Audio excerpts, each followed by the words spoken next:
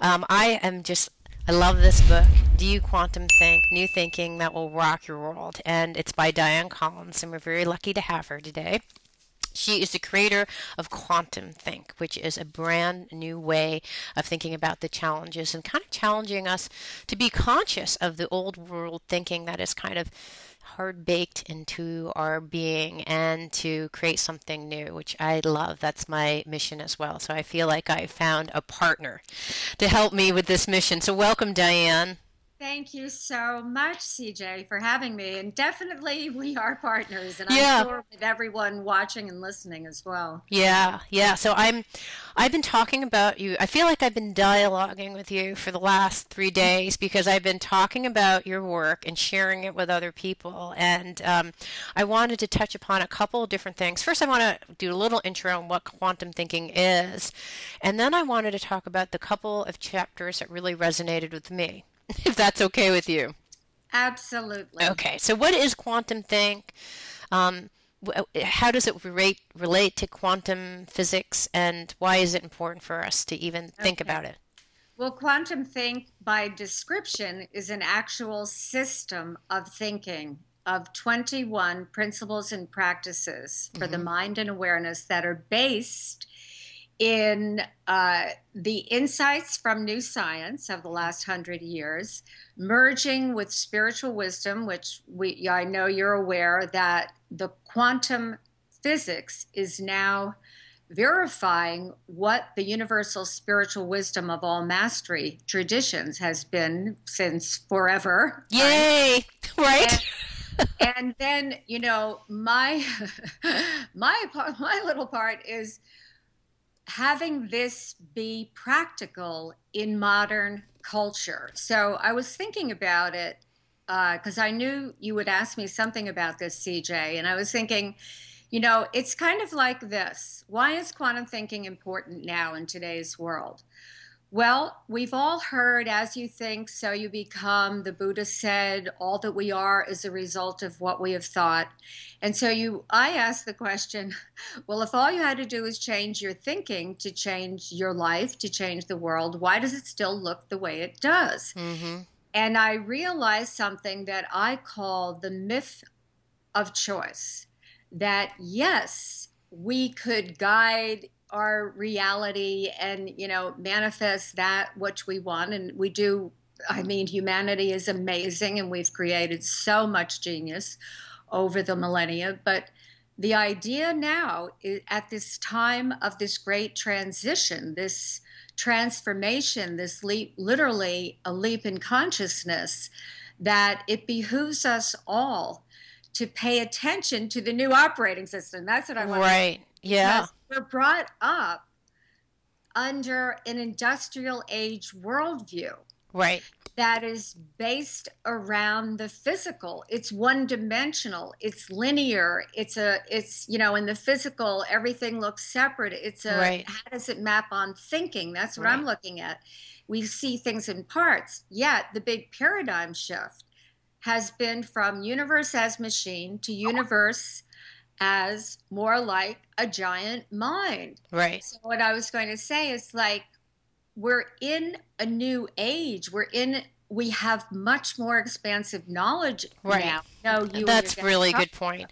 Yeah, we're still operating in this old world, right? This old paradigm, even though things have shifted. So even though we may want to have new thoughts, there's these old thoughts that have been hard baked into us that we're not even aware of, frankly, I think. And so to engage what is the new conversation and the new way of thinking. That's exactly right. Yeah. And I think so. What I was saying is that it's like the operating system changed, but we didn't upgrade yet. Right. Exactly. Right? Yes. So that's what quantum think is for. It's Right. like to put it on. So, okay, I always saw, well, there's this new worldview emerging, right? Right. And the paradox is you and I and everyone, we are the ones bringing it about. It's not going to happen on its own. So, Hmm. how do we do that? In a rapid, efficient, masterful way. I Hmm. thought, well, if if reality is mind-based Mm-hmm. rather than matter-based, well, haven't isn't it time that we become masterful Mm-hmm. with the faculties of mind, what I call the five natural faculties of mind? Mm-hmm. Intent, which is the dynamic of Right. creation Yep. that we know, right? Mm-hmm. In this expansive, holistic, holographic, multidimensional energy in flux, informed by intelligence, conscious reality, Right. these are all the new assumptions. Right. And so, but we're brought up under the old matter is real declaration. So Right. even in our systems and structures in the educational system, we're learning about the matter, the brain, maybe the brain connections, but we're not learning about these five faculties: intent, intuition. These are natural faculties Mm-hmm. of our very own mind. When I use Mm-hmm. mind, I mean it as what we hold in awareness, what we hold in So consciousness. it's intent, In intuition, and then what are the other three? subtle energy, because Subtle we're energy. in Okay. fields. This is Right. a very important fundamental quantum principle Mm-hmm. that alters everything, the whole Mm-hmm. way we relate to life.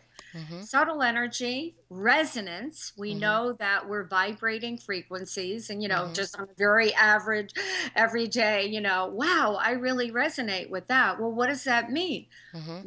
We can tune into resonance. We can affect. We can generate the resonant fields that we want to have be our own state, Mm-hmm.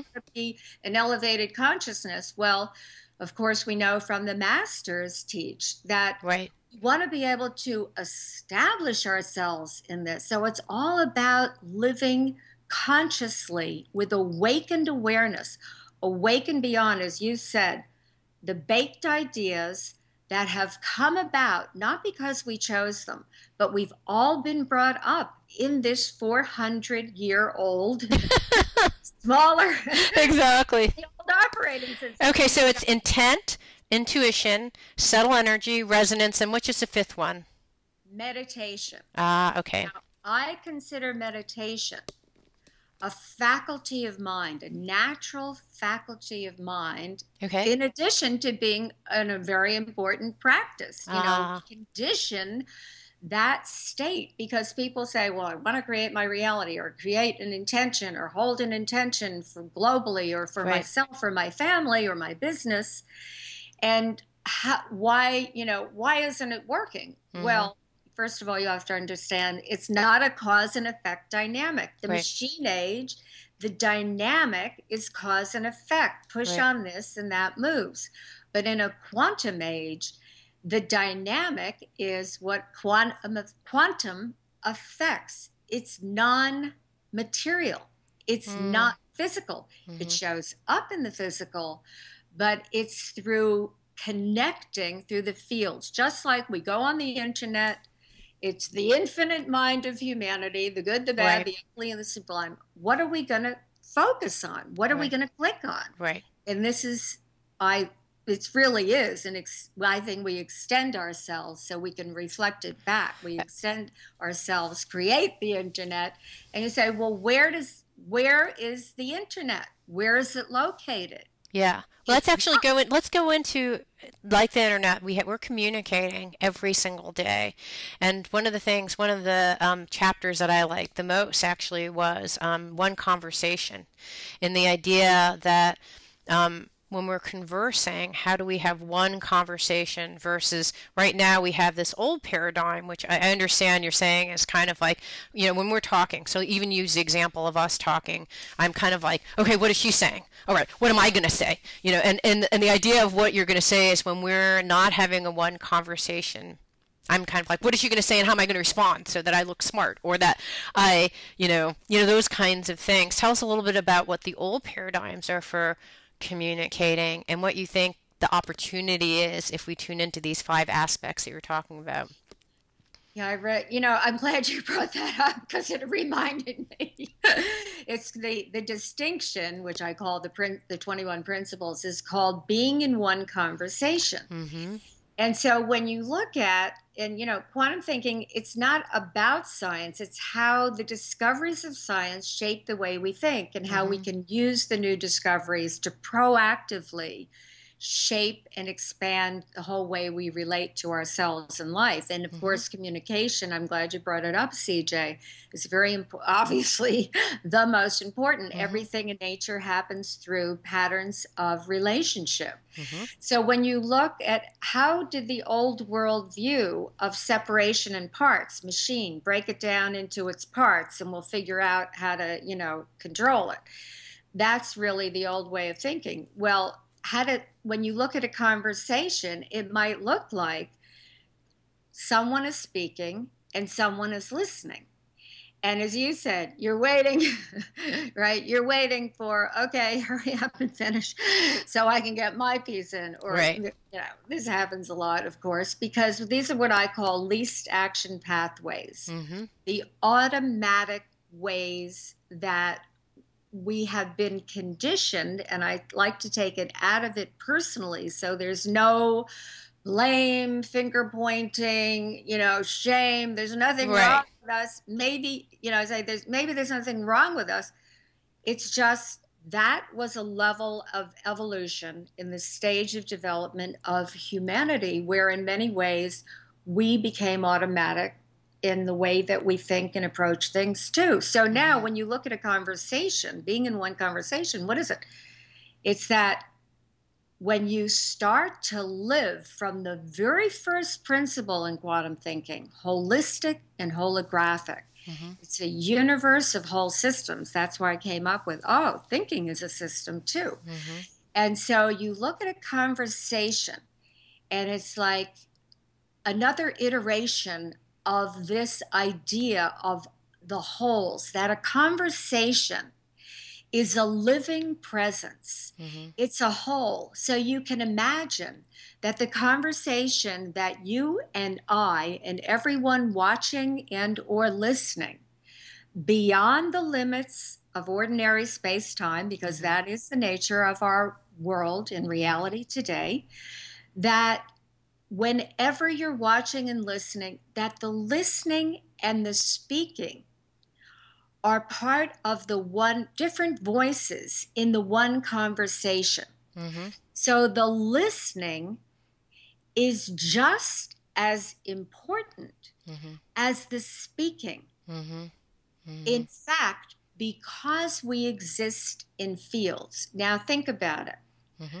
Under an old world view, where even though we know about spiritual and energetic and all these things, our thinking is still where our whole society is oriented around the ordinary physical five senses. That's Mm-hmm. why, anything to do with consciousness or all of the above has always been considered alternative. Right. Why? Why is that alternative? Mm-hmm. Because the cultural thinking, the cultural milieu has been only the physical is real. So we think, oh, well, is there really, near death experience? Can I really connect intuition, to the non local mind Mm-hmm. field? Yes, these are things that we know today, that it's time for us to just be in this, live and think from it as the reality. Yeah. So when you're living from the whole system and you're living from the idea that you and I and everyone here is connected by virtue of our intent, Mm-hmm. especially for being here. So Right. it's a coherent field. Yeah. We're always in fields. They're not always coherent because let's say if you and I didn't have our Right. intention in an aligned place right now, then Right. you might say the field is not as coherent Right. as it is because we do have it. Right. When you're in this conversation, the practice for the mind and awareness for being in one conversation is to listen with your whole being. Mm-hmm.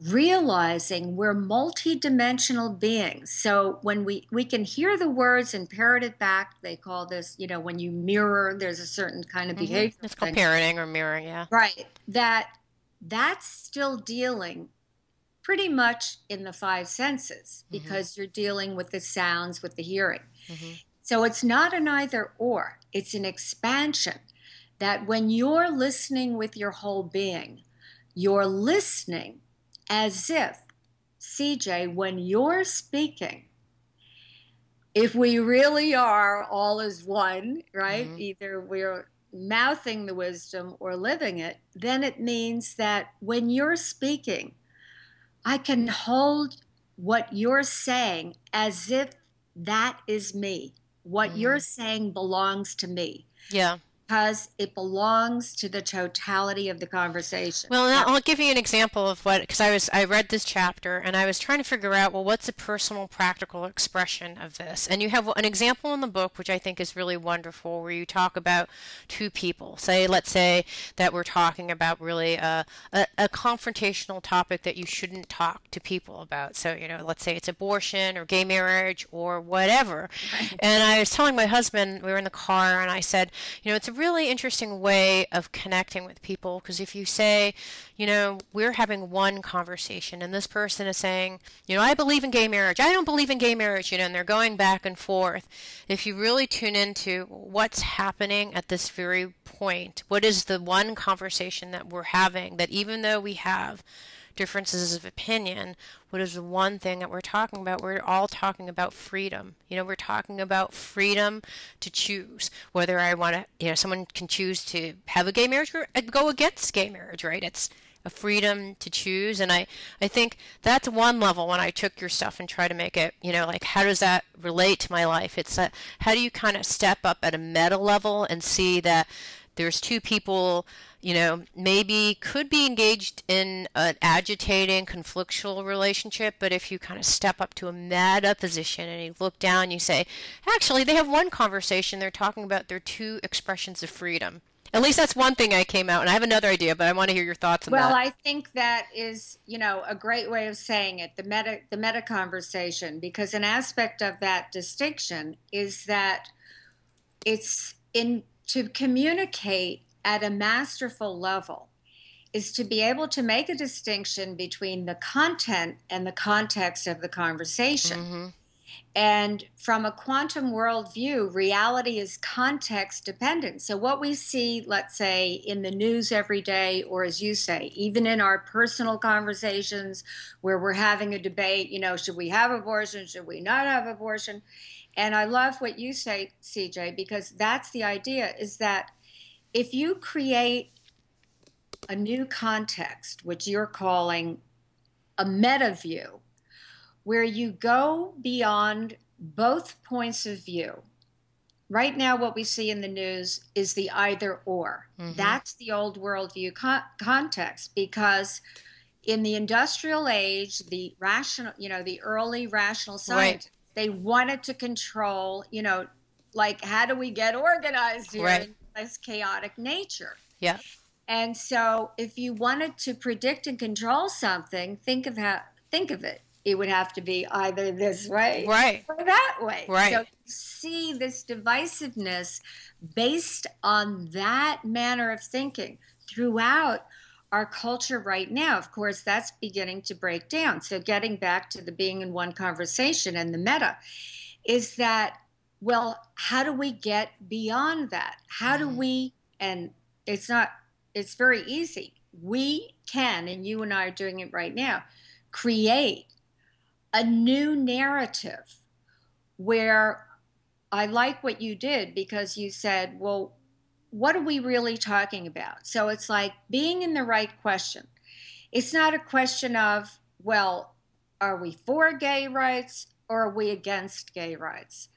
Let's look at how do we have this work for everyone? Mm-hmm. And let's look at what is it, another question you could say, what is it you're really against? Or what is it you're really for? Yes. And then that becomes a contextual conversation, Right. because I think the reason that we haven't gotten to a lot of solutions to these seemingly perennial problems, which we've fixated on, like there'll always be war. These are the old worldview of thinking, is ising reality. Right. When we know from a quantum perspective, there is no absolute way that Right. something It's an is. and. All right. So we actually have Dianne Collins. We're talking about Do You Quantum Think? New thinking that will rock your world. Thank you so much for being here. I really appreciate the perspectives and kind of the brilliant way in which you wove a bunch of the different ideas that from it's like you took almost every philosopher, scientific person, and you wove it in a really artful fashion. I really appreciate that. Thank you so much for being here. Thank you, CJ. It means so much to me that you're listening to the show. Would love your support in any way by giving me comments below, or to subscribe to the show or share the show with friends. Thank you again for your support. Love and blessings.